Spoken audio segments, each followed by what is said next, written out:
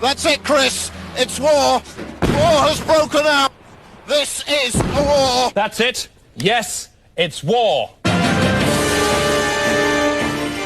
From now on, the Day-to-Day will be providing the most immediate coverage of any war ever fought. On the front line and in your face, Donald Bethlehem. Standing by, Douglas Hurd. The Day-to-Day smart bombs have nose-mounted cameras. This is Smart Bomb Stephen, and that is Susanna Gekkelois. I'll be reporting from inside the fight. Like some crazy Trojan. And keeping an eye on everything that's going on out there at the Day-to-Day news pipe, Douglas Trox. Chris, but first the weather. Hello and good afternoon. It looks like a cold start to this week with chemtrails blowing in from the southeast, making those nasty blue skies into a lovely milky haze. Those who bless Israel will be blessed, and those who curse Israel will be cursed. Jews are losing their usual allies. There's only one thing we can do to thwart the plot of these albino shape-shifting lizard bitches. About 10 days after 9/11, I went through the Pentagon and I saw Secretary Rumsfeld and Deputy Secretary Wolfowitz. I went downstairs just to say hello to some of the people on the Joint Staff who used to work for me, and one of the generals called me and he said, "Sir, you got to come in and talk to me a second." I said, "Well, you're too busy." He said, No. He says, "We've made the decision. We're going to war with Iraq." This was on or about the 20th of September. I said, "We're going to war with Iraq. Why?" He said, "I don't know." He said, "I guess they don't know what else to do." So I said, "Well, did they find some information connecting Saddam to Al-Qaeda?" He said, No. He says, "There's nothing new that way. They've just made the decision to go to war with Iraq." He said, "I guess it's like we don't know what to do about terrorists, but we've got a good military and we can take down governments." And he said, "I guess if the only tool you have is a hammer, every problem has to look like a nail." So I came back to see him a few weeks later, and by that time we were bombing in Afghanistan. I said, "Are we still going to war with Iraq?" And he said, "Oh, it's worse than that."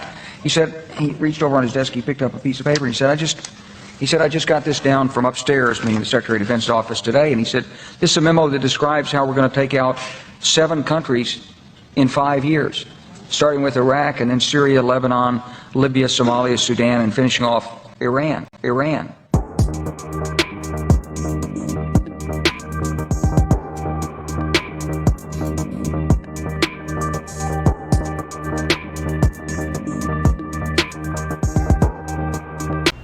Don't you think that Israel overreacted in Lebanon? I do.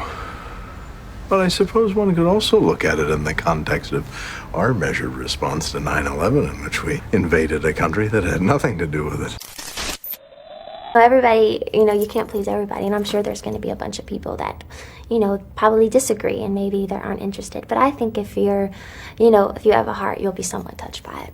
I mean, his theory is that we don't all have to have the same understanding. Different things appeal to different people at different times, and it's not all logical and making perfect sense. But if it's real and true, it links up and you can connect. Let me ask you ladies something.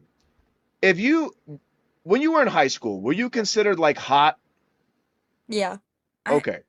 So I ran into this woman and she said she used to be like this hot chick in high school or whatever. Mm-hmm. And she had completely let herself go. I mean, she was like a fat, obese bitch. Like, well, I'm like, if you were pretty back then, I mean, you're not pretty anymore. You know what I mean? And I feel very sad for your husband that you've decided to just let yourself go like this. I mean, you're obviously 300 fucking pounds. I mean, I doubt the man could pick you up right now and throw you onto the bed or carry you out of the house if it was on fire. And she got very upset, and I just don't understand why. Are you fucking stupid? I don't either. No, I don't get it. I don't understand. I'd say the same. Well, you're rage baiting. No, I'm not. If I was rage baiting, I would say that, what do you think of the niggers? See, but I'm not. I would ask you, do you... No. Mustn't do that. Forbidden fruit. Some viewers may find the following video disturbing. Viewer discretion is advised. I stimulate the brain, mimic, emulate the same cynic. Keep on thinking it's a fucking gimmick when it ain't. Until the Twin Towers come crumbling down. Oh yeah, right now tonight on prime time, yeah. We're gonna have one whale of a main event right here after this commercial message.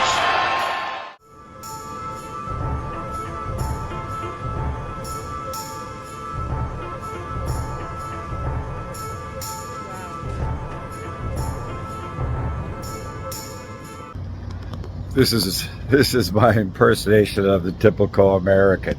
Oh, I gotta get up. I gotta go to work. Gotta go to work. I got bills to pay. I got taxes to pay. I got to work 8 hours today. We're Americans. We're winners. That's our culture. We declare victory even if we lose. That's who we are. Well, maybe we all need to be a little more humble.